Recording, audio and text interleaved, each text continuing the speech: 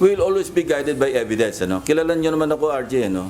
Kung masagasaan, masagasaan. Walang dapat santuin. Kasi kung meron tayong pagtatakpan, bakit pa tayo nag-iimbestiga? Natuklasan ng Senate Blue Ribbon Committee na may isang 355 million pesos na alokasyon para sa Bulacan. Tugma ito sa isiniwalat ng dating opisyal ng Department of Public Works and Highways, Bulacan 1st District na si Bryce Hernandez.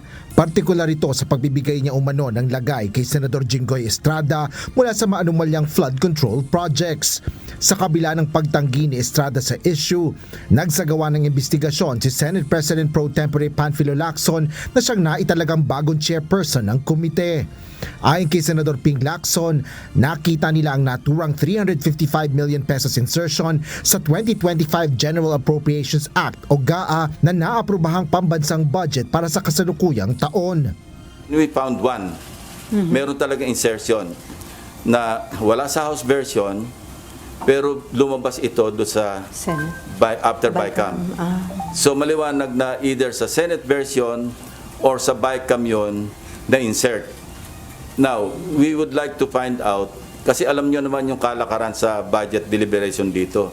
Hindi mo pwedeng matukoy. Ito nga yung lagi kong pinaglalaban na identify natin kung sino yung proponents ng mga amendments. Kasi kung walang record yon, paano matutukoy kung sino yung legislator, congressman man o senador na nag-insert o nag-amend? Walang record eh. Sa kabila ng issue, sinabi ng senador na maaari pa ring lumahok sa pagdinig ng Blue Ribbon ang iba pang Senate members kahit pa nga may naihain ang kaso sa mga ito. Aminado naman si Senador Ping na malaking hamon ang pagtukoy ng mga nagpasok ng insertion sa budget. Maaari anyang makatulong sa kanilang investigasyon ang dating chairperson ng Senate Committee on Finance na si former Senator Grace Poe.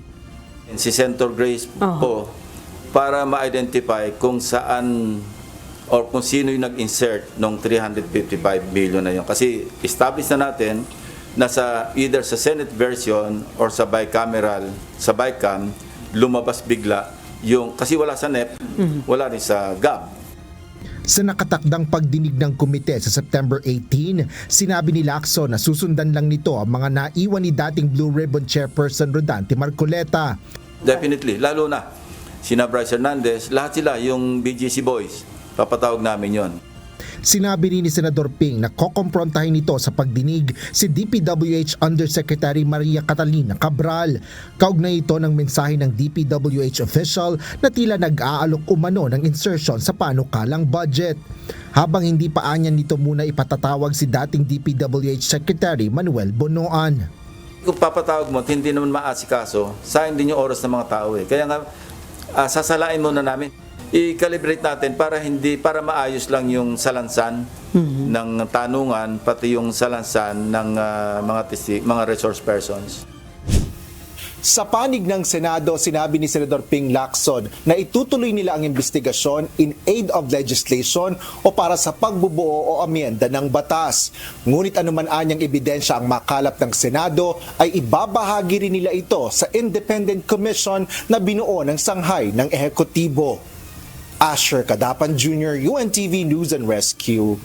Diyos ang aming sandigan, serbisyo publiko ang aming pinahahalagahan.